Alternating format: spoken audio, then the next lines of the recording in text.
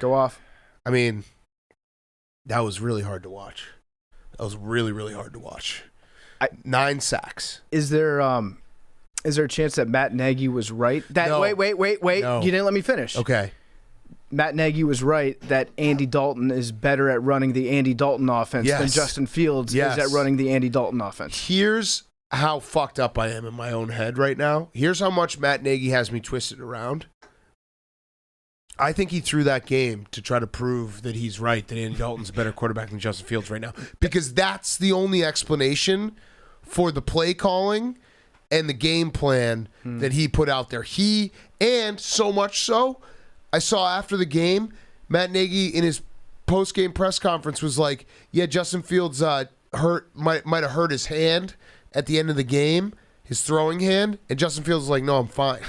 See, he's doing this to fuck with Bears fans. He's doing this to fuck with me personally. He is basically saying, all you think you know more than me, I'm going to show you that Justin Fields stinks by making him a pocket passer, giving him Andy Dalton's pocket, not moving the pocket, not doing anything creative, not getting anyone schemed open, not doing any run play option, having the offensive line, which is terrible, be very, very terrible, watching him just die out there just so I can say I told you so, I'm smarter than you. I don't think that you're actually that insane because I saw a lot of people that watch a lot of football that are in no way connected to the Bears say the exact same thing today, that like Matt Nagy is not doing Justin Fields any favors, and it's almost like borderline criminal mismanagement. Put him in jail. What he's done. The Hague. What's the Hague? The Hague, yeah.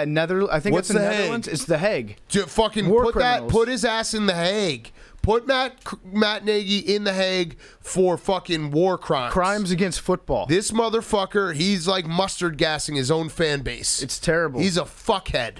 Matt Nagy, Saddam Hussein. I'm not going to say he's a nice guy. Hands. Yeah, no, I really had the thought. I was like, is he doing this on purpose? Is he doing this to fuck with us? Because it really was Andy Dalton's pocket. Mm-hmm. It was so incredible. And you know what? Let me do this real quick. Justin Fields didn't play well. He really didn't. He did not. There's not a lot that you can do with that offensive line. Turns out maybe getting Jason Peters off the street as a 39-year-old who's, going to be probably a Hall of Famer, but he's 39, doesn't really work out when he's going up against Myles Garrett. Yeah. Justin Fields did miss some throws. You really can't say anything about 6 for 20 for, I have a problem with the fact that the NFL does, because, there's memes going around. They include the stats. Sacks include his passing yards, negative passing yards. So everyone's like, Justin Tucker's field goal was longer than the Bears' total yards. Fuck that. Justin Fields had 68 yards, motherfuckers, of passing. 68. That's crazy. I saw one dude say that Justin Fields had 1 yard passing. Yeah, that's because they take away sacks. He got sacked 9 times. I've never seen that not used in a plural form. He had a yard. He had a yard of technically passing. They had 47 yards total. Yes. But again, it's bullshit. It's bullshit that they count sacks as negative passing yards. So that's 19 stupid. yards shy of Justin Tucker's field goal is what you're saying. But he had 68 yards passing, for real. We were right, though. We were right. We said that Matt Nagy would run the same offense. We saw this coming a mile away. Yes. But we were wrong because I thought that Stefanski would prepare for an offense that was going to run a different offensive scheme. But no, it turns out Stefanski is smart, and he prepared for a matchup against an idiot. He's an idiot. So he was very well equipped. I saw a quote from Matt Nagy after the game that said there wasn't a lot we could do because they were coming off the edge real hot, and so we were kind of limited in what we were able to run offensively. It's like that's exactly where you run. You were hired. That's exactly where you run the RPO. That's where you run the insides, the zone read. Bootleg. Get him out of the pocket. If the pocket doesn't work, move the pocket. You control that. You are the head coach. You're the offensive coordinator, which I should add, Matt Nagy fired himself as offensive coordinator last year, and then this offseason rehired himself as offensive coordinator. So he's got to do the Mike McCarthy and fire himself again. And then towards the end of the year, don't do it just yet. But what you got to do, Matt Nagy, if you want to extend your job, here are the steps. You hold off on Justin Fields for as long as you possibly can. Then you bring him in and run a slightly different offense with slightly better results. And then when things start to sputter, you fire yourself as offensive coordinator, and then you're like, let's build on this for next year under this new format, the new organizational chart that we have inside my own brain. Hank, were you going to say something? I'll wait till the end. I just have to ask a follow-up on Friday. I want to say something real quick, though. I want people to do a little policing on the internet this week. For me, this is all I ask. I'm as low as I could possibly be. Thank God we don't talk about college football on Monday's shows. Well, I'm as low as could be. It was a terrible, terrible football weekend. Watching the Bears is painful. It's excruciating. It's disgusting. Everything is just terrible. I want you, though, to do me this one favor. If you see or hear talking heads be like, see, this is why Matt Nagy had Andy Dalton playing and not Justin Fields, tell them they're fucking idiots. Please, because that was never the point. The point has always been the Bears are going nowhere. We know what Andy Dalton is. Why not try to see what you have in a rookie QB that you just, used a lot of draft capital on? Play Justin Fields, play the rookie. I didn't expect Matt Nagy to run a terrible, terrible offense. It doesn't change the fact that I want to see Justin Fields out there. So please, call out anyone who says, Bears fans are so stupid for calling for Justin Fields. No, we're not. We don't want to see Andy Dalton because Andy Dalton is what he is. Very nice guy. But he is what he is. Mm-hmm. He's not going to do it. This team's not a playoff team. They weren't a playoff team if they had Patrick Mahomes as a quarterback. There's flaws all over the roster. We want to see the young guy because there's no reason to play Andy Dalton and win like 6 games. There just isn't. I'd rather see Justin Fields progress. Do you think that Matt Nagy is lazy and that's why he hasn't updated the playbook? He's just like, I don't really feel like it?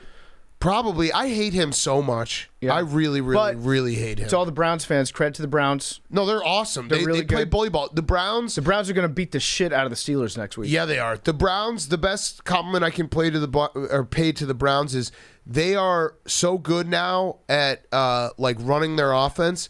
Every time they run a screen pass, I just expect it to go 25 yards. Yeah. Like they have that thing going where when Baker dumps it off to Chunt, it's like, okay, they're perfectly blocked, and they're going to just run it down your throat. Yeah, this is a big-time take-care-of-business game for the Browns. They had to take care of business against a team that they should beat, and they did it. So it's just like, check this off the list. Next week, I'm very excited for the Steelers coming into town. I think that the Browns are going to hang like 45 points on them. Yeah, I do too. And Myles Garrett was incredible. Mm-hmm. I mean, 9 sacks is insane.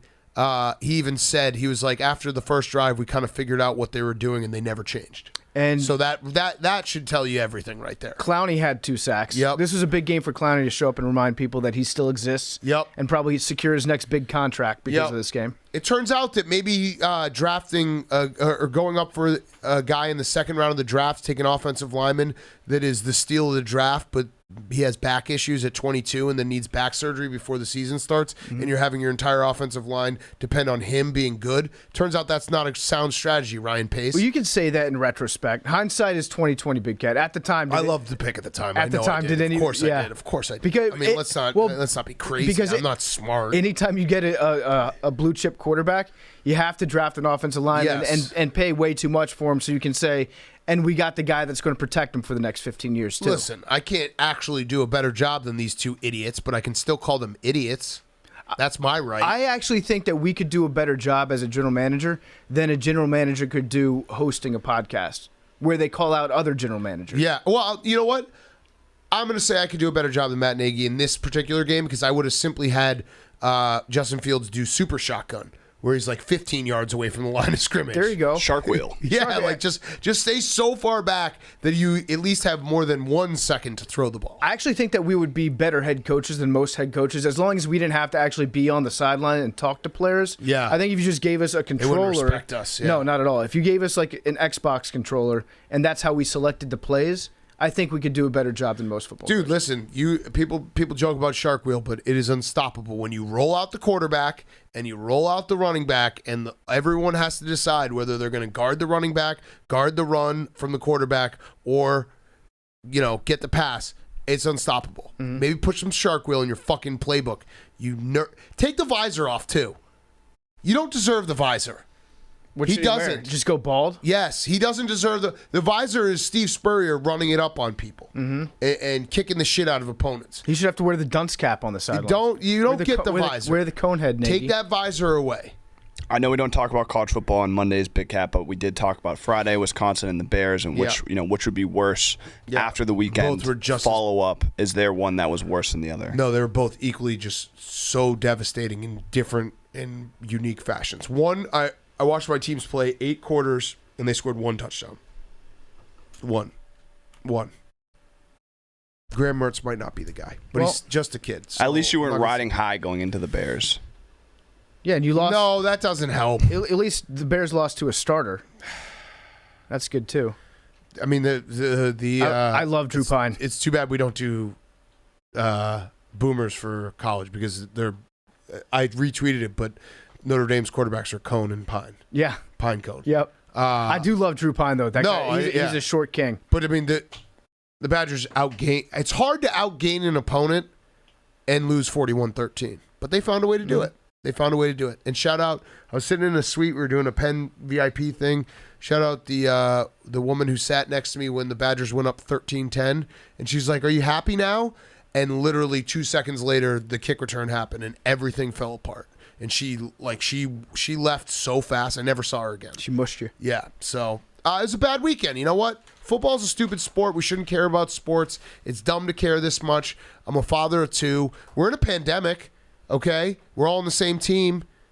We're fighting against the coronavirus. And also, as far as your teams go, they're about on par for everybody else in this room's teams. Yeah. We root for the worst teams in sports currently. I had our coworker, Evan, who does stats, pull it up, and it's not like some crazy stat, but the Bears and Badgers combined are 8-15 since October 26th of last year. A lot of losing football. A lot of bad football. It's good for the podcast, though. Yeah, I just would like to win once. One big one.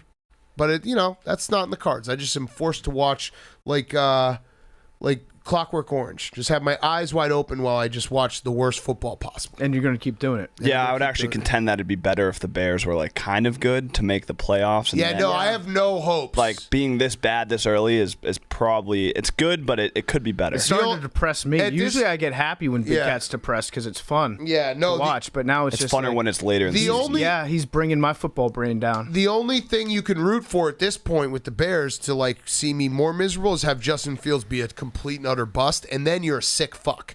Like truly a sick fuck. Because he's a nice guy. Probably needs to eat some meat, right, Billy? Probably stop being vegan, but you're a sick fuck.